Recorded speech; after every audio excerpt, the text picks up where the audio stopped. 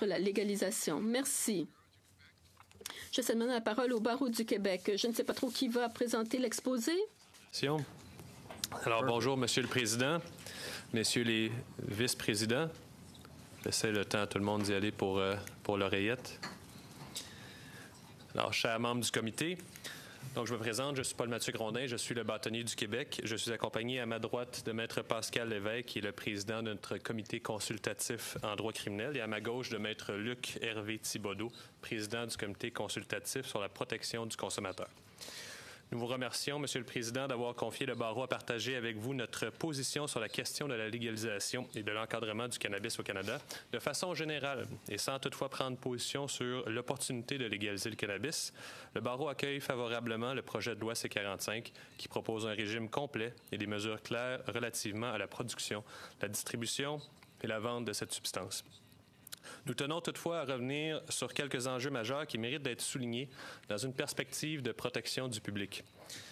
Nous tenons à réitérer l'importance des mesures de sensibilisation et de prévention et d'éducation, notamment juridiques, pour le public et particulièrement chez les jeunes, afin de permettre au public de faire un choix éclairé quant à la consommation de cannabis à des fins récréatives. Il est essentiel d'allouer des fonds à la recherche dans des domaines des plus variés, notamment en santé, en sociologie et évidemment en droit. Il faut rappeler que ce sont les plus jeunes qui consomment davantage de cannabis. En effet, Statistique Canada nous informe que le groupe d'âge qui consomme le plus de cannabis est celui des jeunes de 14 à 24 ans, comme vous le savez. Et ainsi, les jeunes devraient être davantage ciblés par les efforts de sensibilisation et de prévention. Pour parler des enjeux découlant du régime applicable aux mineurs, l'une des questions importantes pour le Barreau du Québec, je cède maintenant la parole à Maître Lévesque. Merci. La loi sur le projet de loi criminalise la possession de cannabis de manière plus stricte pour les mineurs qu'elle ne le fait pour les majeurs, en imposant une limite de 5 grammes et moins à toute possession de cannabis par un mineur, par opposition aux 30 grammes et moins de cannabis permis pour les personnes de 18 ans et plus. À ce sujet, le barreau rappelle l'importance de ne pas criminaliser les personnes mineures pour des comportements qui sont permis chez les adultes. Il faut se rappeler qu'il s'agit d'une population particulièrement vulnérable qui doit être protégée adéquatement. À cet égard, rappelons que le système de justice pénale pour les adolescents est distinct de celui pour les adultes. Il est fondé sur le principe de la culpabilité morale moins élevée et doit mettre l'accent notamment sur la réinsertion sociale et la réadaptation des jeunes. Ainsi, il faut éviter de les soumettre à des conséquences sérieuses qui peuvent suivre une condamnation criminelle. Compte tenu de l'importance de ne pas criminaliser les jeunes pour la possession simple de cannabis, en deçà de la limite permise, nous vous recommandons de décriminaliser la possession de moins de 30 grammes, c'est-à-dire de 5 à 30 grammes, de cannabis chez les jeunes et de prévoir une infraction pénale pour toute possession de plus de 5 grammes, jusqu'à 30 grammes. Et en matière pénale, c'est l'amende et la conséquence la plus commune. C'est la différence avec une conséquence criminelle, qui est l'emprisonnement, qui expose à de l'emprisonnement. Mentionnons également que le régime de contravention prévu dans la loi sur le projet de loi ne s'applique pas aux personnes mineures. Ce régime on renvoie plutôt à la loi sur le système de justice pénale pour les adolescents. Alors, dans le projet de loi, le régime prévoit que ces personnes de 18 ans ou plus, commettant certaines infractions, peuvent être poursuivies par la remise d'une sommation à la discrétion de l'agent de la paix. Alors, les jeunes sont exposés à un processus criminel régulier via la loi sur le système de justice pénale pour adolescents, qui est une population particulièrement vulnérable. Ainsi, nous considérons que la sensibilisation, l'éducation et la prévention sont les meilleurs moyens pour éradiquer la consommation de cannabis chez les jeunes. En effet, il ne faut pas avoir recours au système de justice criminelle pour compenser un système de prévention et d'éducation inadéquat. Concernant le régime de contravention, le projet de loi prévoit la possibilité pour un agent de la paix, dans certains cas, comme je disais, d'imposer une contravention à une personne qui commet une infraction en lien avec le cadre juridique proposé.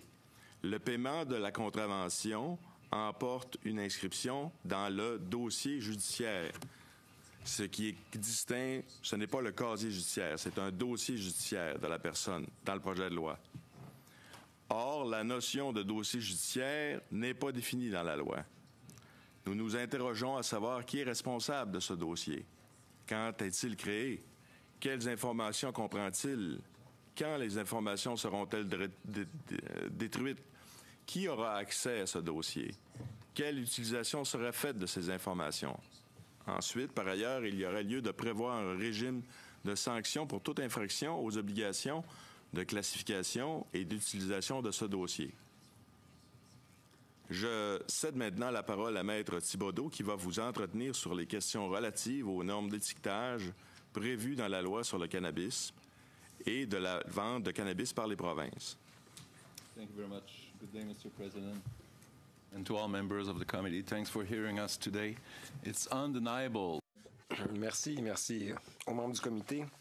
C'est clair pour le Barreau du Québec que des règles de publicité strictes devront être mises en œuvre. Nous avons besoin d'atteindre les objectifs d'information, de prévention et dans certains cas, notamment chez les jeunes, de dissuasion. Pour les jeunes de moins de 18 ans ou de 25 ans, il faut des règles élaborées dans un cadre législatif lié au cannabis, comme nous le faisons pour l'alcool, comme nous le faisons pour le tabac. Dans cette mesure, le C45 prévoit un emballage simple, particulièrement en termes de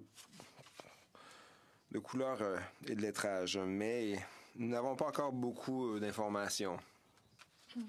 Nous ne connaissons pas le détail.